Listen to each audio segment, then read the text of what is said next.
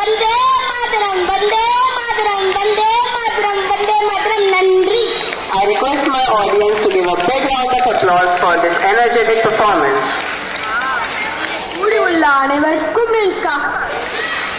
சுதந்திர தின வாழ்த்துக்கள். அச்சமில்லை அச்சமில்லை அச்சம் என்பதில்லையே, உச்சி மீது வானிடிந்து வீழுகின்ற போதிலும் அச்சமில்லை அச்சமில்லை அச்சம் என்பதில்லையே. இந்த பாட்டை கேட்கும் போதே தெரிந்திருக்கும் மன்னார் என்று. ஆம், நான் தான் சுப்பிரமணிய பாரதியார். என்னை மக்கள் மாகவி என்று அழைப்பார்கள்.